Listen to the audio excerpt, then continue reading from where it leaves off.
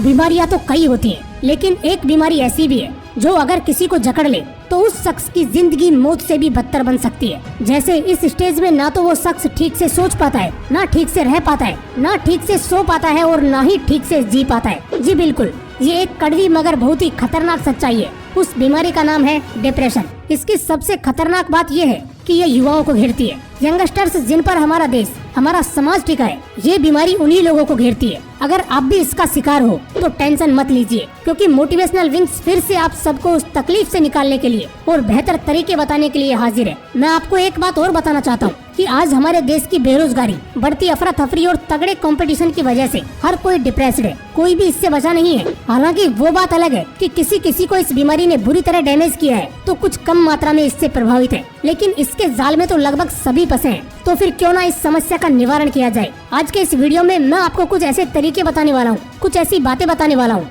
जिससे आपकी जिंदगी आसान हो जाएगी और इस डिप्रेशन नाम की विपदा से भी आप बच पाओगे। सबसे पहले हम कुछ बेसिक फैक्टर्स को जान लेते हैं। डिप्रेशन बेसिकली 3 स्टेजेस में अफेक्ट करता है। डिप्रेशन बिल्कुल एक शैतान की तरह है जो खाली दिमाग और समय बर्बाद करने वाले लोगों को ढूंढता है और उन पर बुरी तरह हावी होता है। जैसे एग्जाम्पल के तौर पर मैं आपसे पूछता हूँ, आप मुझे ईमानदारी से जवाब देना कि जब आप एकदम फ्री होते हो, एकदम खाली बैठे रहते हो, तब आप क्या सोचते हो। बहुत कम लोग ऐसे टाइम पर पॉजिटिव फील करने का फीडबैक देते हैं, जबकि लगभग 90% लोगों की कहानी गंदे थॉट्स, नेगेटिव माइंडसेट, खराब एक्सपीरियंस से शुरू होती है और सेक्स और एडिक्टेड पोर्न साइट्स, अल्कोहल और स्मोक पर खत्म हो जाती है। ये वो बातें हैं जिन्हें जानता हर कोई है, पर इसे कॉमन समझकर नजरअंदाज कर देते हैं, जो बाद में आगे चलकर बहुत घातक साबित होती है। तो अब सवाल उठता है कि क्या बिजी रहना ही डिप्रेशन से बचने का एकमात्र तरीका है? जी नहीं, बिल्कुल भी नहीं। समय बर्बाद करना और आराम करना दोनों में बहुत फर्क होता है। जब आप हार्डवर्क करके रात को बिस्तर पर जाओगे तो सुकून की नींद आएगी, लेकिन अगर आप पूरा दिन वक्त बर्बाद करते हुए बिताओगे तो रात को बहुत अजीब और घटिया ख्याल आएंगे, जिससे तुम्हारा दिमाग बहुत कमजोर हो जाएगा। तो मेरे पहले पॉइंट से तुमने क्या सीखा?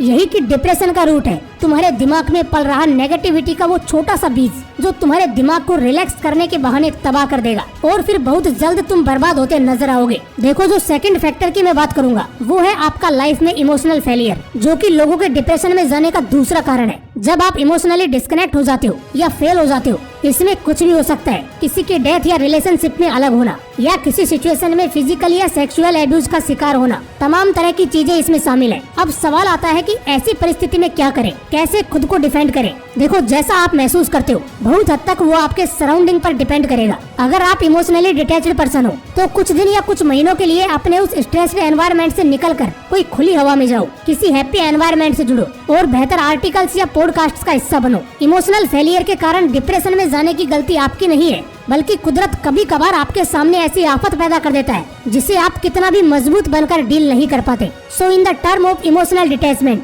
बेहतर है आप खुद के लिए एक अलग लेकिन बेहतर रास्ता बनाओ जहाँ का एनवायरनमेंट फ्रेश और मजेदार हो। फिर देखना, बहुत जल्द आप डिप्रेशन से बाहर आ जाओगे। थर्ड फैक्टर है सर्टेन मेडिकेशनल डिसऑर्डर्स। देखो, ये भी अनहैंडल होगा। जैसे कुछ लोग बचपन से ही ऐसी हालत में होते हैं, ऐसे कंडीशंस में जन्मे होते हैं, या बचपन से ही बहुत ज्यादा डिप्रेस्ड माइंडसेट वाले होते हैं, लेकिन ऐसे लोग रेयर ही मिलते हैं। ऐसे लोगों का डिप्रेशन से बाहर आ पाना थोड़ा मुश्किल होता है, क्योंकि नेचर से ही इन्हें डिप्रेस्ड रहना पसंद होता है। ये लोग अपनी जिंदगी में डिप्रेस्ड रहते हुए ही खुश रहने की कोशिश करते हैं। ऐसे लोगों को कंसल्टेंट्स की हेल्प और मेडिकेशन लेनी चाहिए, क्योंकि उनसे बेहतर इन्हें रिकवर कोई नहीं कर सकता। बिकॉज आप इन्हें एक बेहतर एनवायरनमेंट दे सकते हैं, बेहतर फैसिलिटीज दे सकते हैं, लेकिन जैसा मैंने बताया, इन लोगों को ऐसे ही जीना पसंद होता है, जो कि खतरनाक है। तो ऑब्वियस है आपको इनकी मदद करते हुए इन्हें बेस्ट और इफेक्टिव मेडिकेशंस दिलाने चाहिए। दोस्तों, इस वीडियो में बताई गई हर बात लॉजिकल और मेडिकल साइंस द्वारा प्रूवन है। तो